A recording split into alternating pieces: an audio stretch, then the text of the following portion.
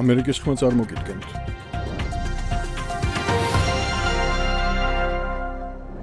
გამარჯობა, თქვენ უყურებთ ამერიკის ხმის ყოველკვირეულ გადაცემას ხედვა ვაშინგტონიდან. მე მარია მუგრეხელიძე ვარ. დღევანდელ გადაცემაში შემდეგ თემებზე ვისაუბრებთ. რესპუბლიკელმა კონგრესმენმა ჯო ვილსონმა მეგობარი აქტი თავიდან წარადგინა. ახალი კონგრესის შეკრების პარალელურად საქართველო კვლავ ამერიკის საკანონმდებლო ორგანოს ფოკუსში რჩება. რა გავლენა ექნება ამერიკის ხაზინის სანქციებს ბიძინა ივანიშვილზე და მის ბიზნეს საქმიანობაზე. ინტერვიუ დენ ფრიდთან. გადაცემის ბოლოს კი გაგაცნობ თადარიკის პოლკოვნიკის ბობ ჰამილტონის მოსაზრებას იმაზე, რა გავლენა აქვს მიმდინარე მოვლენებს საქართველოსა და მის დასავლელ პარტნიორებს შორის თავდაცვით თანამშრომლობაზე. ამერიკის შეერთებული შტატების კონგრესმა ახალი შემადგენლობით ფიცი დადო და მუშაობა განაახლა. კანონმდებლები ასევე ემზადებიან 6 იანვარს საპრეზიდენტო არჩევნების შედეგების სერტიფიცირებისთვისაც. ამერიკის დედაქალაქში ამ მნიშვნელოვანი პოლიტიკური მოვლენის პარალელურად საქართველოს კონგრესის ყურადღების არეალში კვლავ რჩება, სადაც უმრავლესობა ორივე პალატაში რესპუბლიკელებს აქვთ. სწორედ რესპუბლიკელმა კონგრესმენმა ჯო ვილსონმა წარადგინა თავისი თანაავტორობით ინიცირებული მეგობარი აქტი თავიდან. ამერიკის შეერთებული შტატების კონგრესმა განახლებული შემადგენლობით მუშაობა დაიწყო. ამერიკის საპრეზიდენტო არჩევნების ოფიციალურ სერტიფიცირებამდე კანონმდებლებმა დრო საქართველოს საკითხის განხილვისთვისაც გამონახეს. წარმომადგენელთა პალატის რესპუბლიკელმა წევრმა ჯო ვილსონმა მეგობარი აქტი თავიდან წარადგინა. თავდაპირველად ჰელსინკის კომისიის თავმჯდომარის მიერ კონგრესისთვის მაისში წარდგენილი აქტი სანქციების გაფართოებას გულისხმობდა. და თუ აქამდე ამ აქტის მიხედვით ამერიკის სანქციები მხოლოდ ქართული ოცნების მაღალჩინოსნებს უნდა შეხებოდა, ახლა აქტში თქვამია, რომ ის ქართული ოცნების ყველა წევრსა და მათ ოჯახებსაც შეეხება. კონგრესმენები ამერიკის ხმას ეუბნებიან, რომ ამ ნაბიჯით ისინი ქართველი ხალხის გვერდით დგანან და საქართველოს მთავრობას ანგარიშვალდებულებას უწესებენ. მე და კონგრესმენ კოენს გვინდა პატივი მივაგოთ ქართულ ხალხს მათი გამბედაობისთვის. წინ აღუდგნენ ივანიშვილს, მილიარდერს, რომელიც მოქმედებს როგორც სამხედრო დამნაშავე პუტინის სუროგატი. მათ არ მოусმინეს საკუთარი ხალხის თხოვნას, მოწოდებებს და ეს ძალიან სამწუხაროა. ძლიერ ვამაყობ პრეზიდენტ ბაიდენით, რომელმაც სანქციები დაუწესა ივანიშვილს, რაც სათანადო ნაბიჯია. ვფიქრობ, რომ უფრო შორს წასვლაა საჭირო. შეგვიძლია დავეხმაროთ საქართველოს, რომ დემოკრატიის თავისუფალი სამყაროს ნაწილი გახდეს. კონგრესმენები ამბობენ, რომ მეგობარი აქტი მხოლოდ სადამსჯელო ქმედებებს არ ითვალისწინებს და მას შემდეგ, რაც ქვეყანა დემოკრატიულ გზას დაუბრუნდება, ამერიკა ყველაფერს გააკეთებს ურთიერთობების აღსადგენად და გასაუმჯობესებლად. მე და კონგრესმენი კოენი თავიდან წარუდგენთ მეგობარი აქტს, რომელსაც ორპარტიული მხარდაჭერა აქვს. თქვენ კიდევ უფრო ხშირად ნახავთ გარნეორებით რესპუბლიკელებისა და დემოკრატების საქართველოს საკითხებზე ერთად მუშაობას. მეგობარი აქტი აჩვენებს იმ სიყვარულსა და მხარდაჭერას, რომელიც ქართული ხალხისადმი გვაქვს. რესპუბლიკელები და დემოკრატები ერთად მუშაობთ სანქციების აღსრულების ხელშესაწყობად. ასევე ქართული ხალხისთვის წამახალისებელი ნაბიჯების პოპულარიზაციისთვის. მას შემდეგ, რაც მათი დემოკრატია სრულად აღდგება, რათა დაინახონ, როგორ შეუძლიათ შეერთებულ შტატებსა და ჩვენს მოკავშირეებს უფრო მჭიდროდ იმუშაონ ქართულ ხალხთან. ასე რომ ეს ძალიან დადებითი აქტი იქნება. ამერიკის საკანონმდებლო ორგანოს ორივე პალატაში უმრავლესობა ახლა რესპუბლიკელებს აქვთ და ეს ასე გაგრძელდება სულ ცოტა მომდევნო 2 წლის განმავლობაში. სწორედ რესპუბლიკელ კონგრესმენ ჯო ვილსონს ვკითხეთ, რას ფიქრობს ის ქართული ოცნების იმედებზე, რომ დონალდ ტრამპის ადმინისტრაციის თეთრ სახლში დაბრუნებასთან ერთად საქართველო-ამერიკის ურთიერთობები გაუმჯობესდება. ის ამბობს, რომ დონალდ ტრამპის გუნდში უკვე არიან ისეთი ადამიანები, ვინც ბიძინა ივანიშვილის სანქცირებას 2020 წლიდან ითხოვს, ამიტომ ამაზე იმედების დამყარებას კონგრესმენი ვილსონი არავის ურჩევდა. მაიკ ვოლსი, რომელიც პრეზიდენტ ტრამპის ეროვნული უსაფრთხოების მრჩეველი იქნება, 2020 წელს ივანიშვილის სანქცირების ერთ-ერთი ინიციატორი იყო და ეს ძალიან მნიშვნელოვანია. ასევე წარმომადგენელთა პალატის სპიკერი მაიკ ჯონსონი ერთ-ერთი ავტორი იყო იმ ანგარიშისა, სადაც ივანიშვილის სანქცირება იყო მოთხოვნილი. მაიკ ჯონსონი, მაიკ ვოლსი და მარკო რუბიო ყველანი მუშაობენ დონალდ ტრამპის ბუნებრივი მიდრეკილებით მხარი დაუჭიროს თავისუფლებასა და დემოკრატიას. მადლობელი ვარ პრეზიდენტ ბაიდენის მისი გადაწყვეტილების გამო. ჩვენ გავაგრძელებთ ორპარტიულ მუშაობას. ტრამპის ადმინისტრაციაში თავისუფლებისა და დემოკრატიის ნამდვილი მეგობრები და საბჭოთა იმპერიის მოწინააღმდეგენი არიან. კონგრესმენები გვეუბნებიან, რომ ქართული ოცნების ქცევა და რუსეთთან მათი დაახლოება სრულიად ალოგიკური და გაუგებარია. ქართველებმა უბრალოდ გორისკენ უნდა გაიხედონ, რათა გაიგონ ვინაა პუტინი, რადგან პუტინი სტალინის მემკვიდრეა. მათ მთავრობას პუტინთან მიჯაჭვულობა სურს. ეს სტალინის სატელიტებთან შეთანხმებას გავს. ზოგჯერ პოლიტიკაში ვხედავთ ალიანსებს, რომლებიც სრულიად უაზროა. მეგობარი აქტის გარდა რამდენიმე დღეში დემოკრატი კონგრესმენი სტივ კოენი წარმომადგენელთა პალატაში საქართველოს შესახებ კიდევ ერთ კანონპროექტს წარადგენს, რომელსაც ქართული კოშმარის არაღიარების აქტი ჰქვია და გულისხმობს იმას, რომ ამ აქტის კანონად ქცევის შემთხვევაში ამერიკის მთავრობა ლეგიტიმურად არაღიარებს 26 ოქტომბრის არჩევნების ოფიციალურ შედეგებს და შესაბამისად როგორც საქართველოს მთავრობას, ისე მის პრეზიდენტსა და პარლამენტს. მარია მუგრეხელიძე, ამერიკის ხმა, ვაშინგტონი. უმნიშვნელოვანესია, რომ ბიძინა ივანიშვილი ამერიკამ რუსეთის სასარგებლო ქმედებებისთვის დაასანქცირა, ამბობს ამერიკის ყველაზე ხანგრძლივ გამოცდილების მქონე ყოფილი დიპლომატი დენ ფრიდი. მისი თქმით, ივანიშვილისთვის სანქციების დაწესება მაგნიცკის გლობალური აქტის ფარგლებში ადამიანის უფლებების დარღვევის გამო შეეძლოთ, რაც არ გააკეთეს და ეს ბევრს მეტყველებს ამერიკის მთავრობის მიდგომაზე. სანქციები, რომელიც ქართული ოცნების დამფუძნებელსა და საპატიო თავმჯდომარეს დაუწესეს, ფინანსური ხასიათისაა და ის ამერიკის ხაზინამ უნდა აღასრულოს. რას ნიშნავს ივანიშვილისთვის დაწესებული ეს სანქციები და რა გავლენა ექნება მას, როგორც მისი სამიზნის ბიზნეს საქმიანობაზე, ისე ქვეყანაში მიმდინარე პოლიტიკურ მოვლენებზე. ნახეთ ინტერვიუ.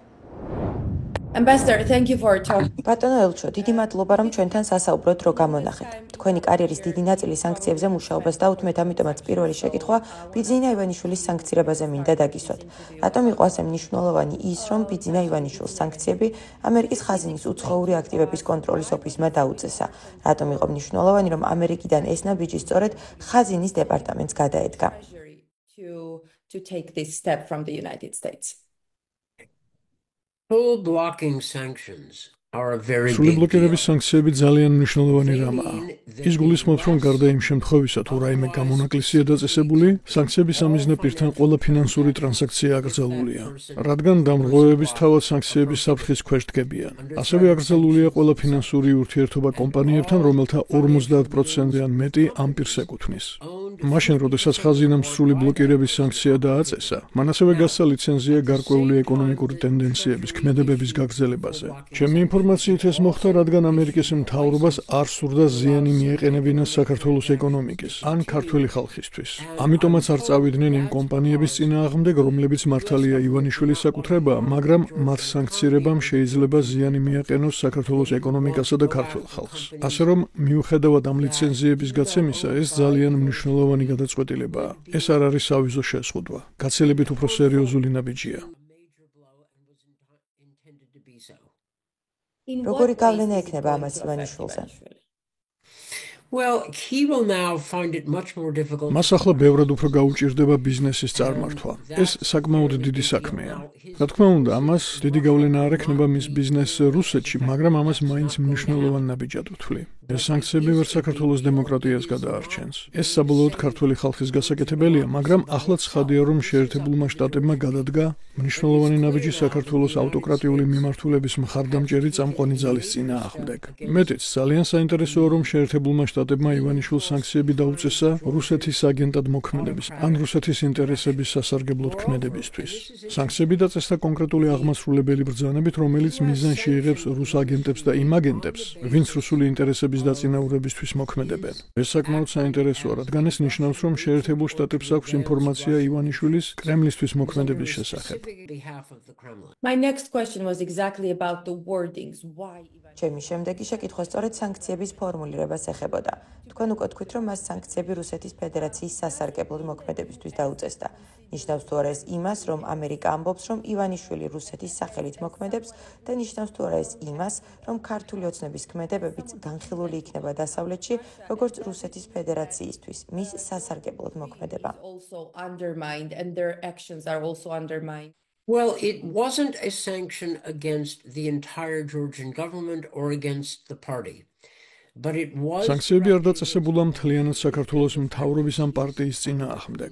ის კონკრეტულად ივანიშვილის წინააღმდეგაა მიმართული. ფაქტი კი ისაა, რომ სწორედ ისაა ქართული ოცნების დამფუძნებელი. თუ ვინმე საინტერესებს, ვურჩევდი, რომ ნახონ აღმასრულებელი ბრძანება 14.04, რომელიც კონკრეტულად აღწერს, რა კრიტერიუმებით დააწესა ამერიკის მთავრობამ ეს სანქციები.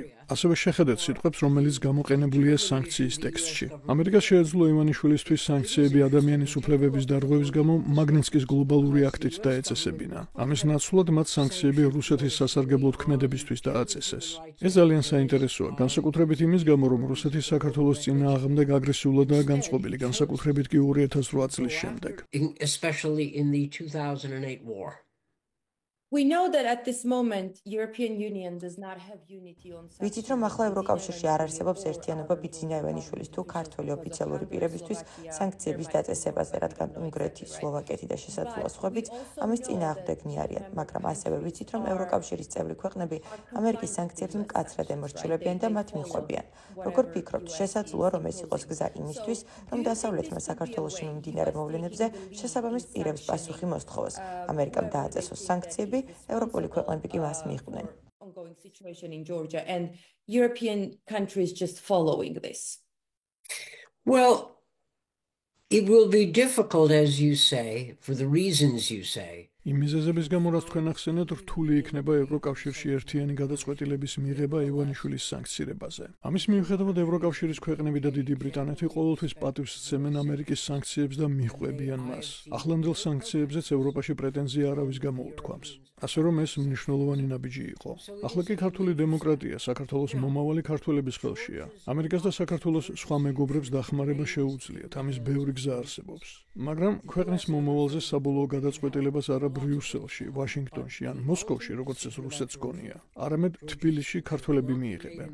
ჩანს, რომ ახლა საქართველოს მთავრობასა და ქართველ ხალხს შორის ძალიან დიდი უფსკრულია. ჩანს ისიც, რომ მთავრობა მდგომარეობას ამწოვებს იმით, რომ დემონსტრაციების ჩატარებას ახალი კანონებით ფაქტობრივად კრძალავს.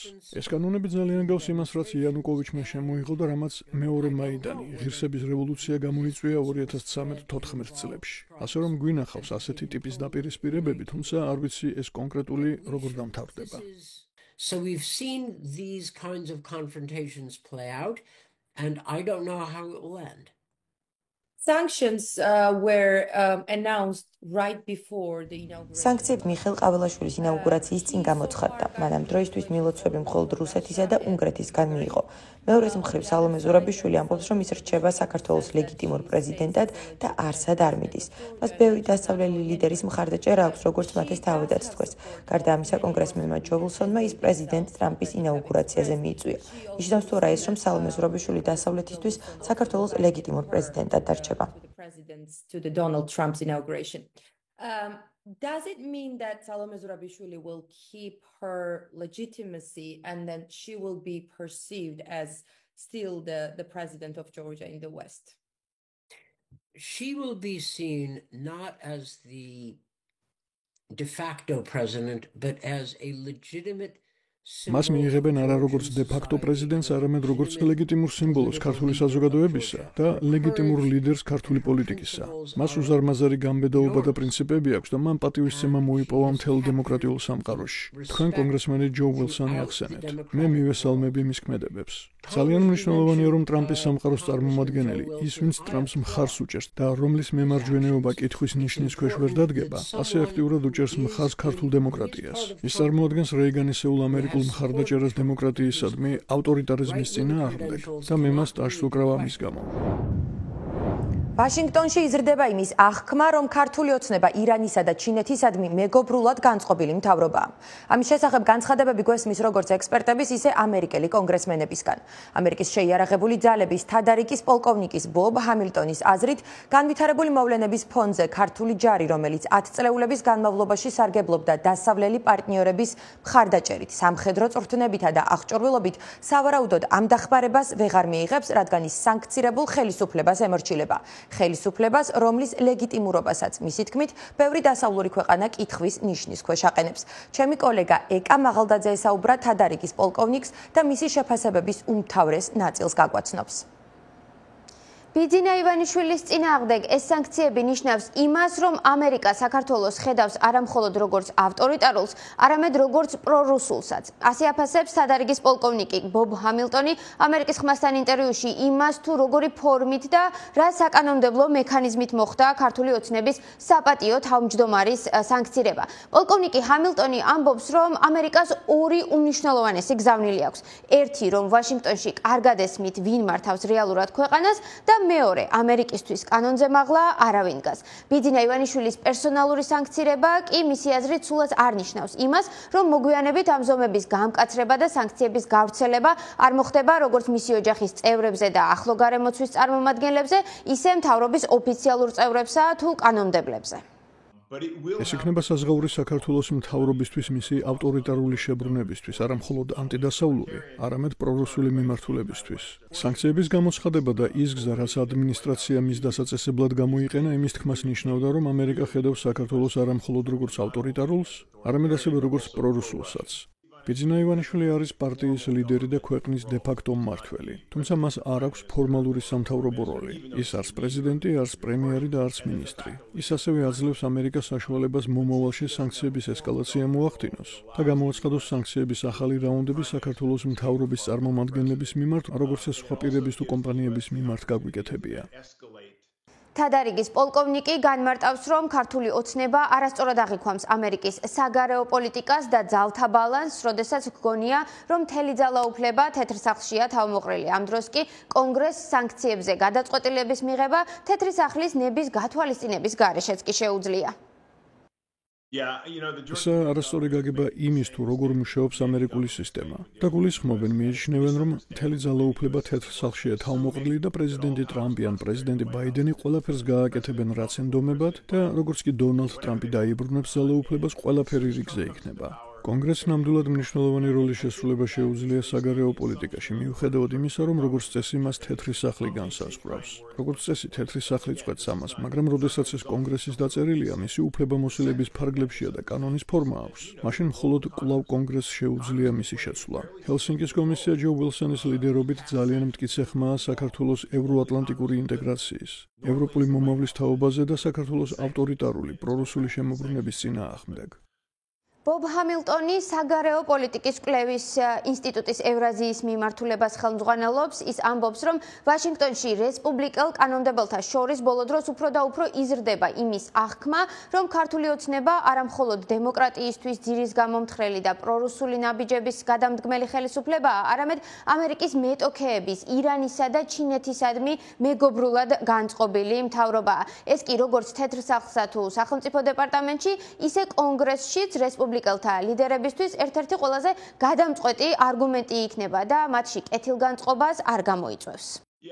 ვფიქრობ, ეს ძალიან ჭკვიანური იყო ჯო უილსონის მხრიდან, რომ მან გააფართოვა ამ თემაზე საუბარი არა მხოლოდ როგორც ავტორიტარული და პრორუსული მთავრობის შესახებ, არამედ მის შესახებ, ვისაც კარგი ურთიერთობა აქვს ირანთან და ჩინეთთან. ჩინეთის სტრატეგიული პარტნიორია, ჩინური კომპანია ააშენებს ახალ ანაკლიის პორტს. ესაა ქართული ოცნების მთავრობის მოქცევა იმ ჩარჩოში, რომ ის არა მხოლოდ ავტორიტარული და პრორუსულია, არამედ ასევე თანამშრომლობს ამერიკის სხვა მოწინააღმდეგეებთან. ჰამილტონი, რომელიც ქართულ თავდაცვის ძალებს გამორჩეულად კარგად იცნობს, ამბობს, რომ სისტემაში დასავლეთთან ურთიერთობის გაუარესება ბევრი ღირსეული სამხედრო მეთაურისთვის შემაშფოთებელია, რადგან ისინი რისკებს სათანადოდ აფასებენ. ქართული ჯარი კი, რომელიც 10 წლეულების განმავლობაში სარგებლობდა დასავლელი პარტნიორების მხარდაჭერით, სამხედრო წვრთნებითა და აღჭურვილობით, პოლკოვნიკ ჰამილტონის აზრით სავარაუდოდ ამ დახმარებას ვეღარ მიიღებს, რადგან ის იმ ქვეყნის ჯარია, რომლის მთავარსარდალსა თუ ხელისუფლებას დასავლელი პარტნიორები ლეგიტიმურად არ მიიჩნევენ. ვაშინგტონში არის ხალხი, ვინც ამბობს, რომ სამხედრო ურთიერთობა უნდა გაგრძელდეს და შენარჩუნდეს როგორც მთლიანი ურთიერთობის მტკიცე საფუძველი და იქნებ შემდეგ შეუძლოთ ამ ურთიერთობის თავიდან აშენება სწორედ ამ სამხედრო პარტნიორობაზე დაფუძნებით. ჩემი აზრით ეს შეცდომა იქნება. ეს გვიცდია სხვა ადგილებშიც, სადაც ამერიკასთან სამხედრო თანამშრომლობა მრავალმხრივი თანამშრომლობის ყველაზე მნიშვნელოვანი ნაწილი იყო. ეს თითქმის არასდროს გამოდის. მე არ ვურჩევდი არავის საქართველოსთან დაკავშირებით ამის გაკეთებას. სამხედრო დახმარება უნდა შეწყდეს ისევე, როგორც ყველა სხვა ტიპის დახმარება საქართველოს მთავრობისთვის. სულ მცირე მიზანშეუწონელია ამერიკისთვის საქართველოს ჯარისთვის წვრთნების გაგრძელება, აღჭურვილობის მიწოდება და წვრთნა. ცოდნის მიწოდება ქართული ჯარისთვის, მაშინ როცა ის ემსახურება არალეგიტიმურ მთავრობას, ავტორიტარულს და ქართული ხალხის ინტერესების საწინააღმდეგოდ მოქმედ მთავრობას. ძალიან კარგია, რომ საქართველოს თავდაცვის ძალები არ ხდება პირდაპირ ჩართული საქართველოს მთავრობასა და ქართულ ხალხს შორის ამ დაპირისპირებაში, მაგრამ მიუხედავად ამისა, არ მგონია, რომ ამერიკის ან ქართული ხალხის ინტერესებში იყოს ის, რომ სამხედრო თანამშრომლობა გაგრძელდეს მაშინ, როდესაც სხვა ტიპის თანამშრომლობა გაყინულია.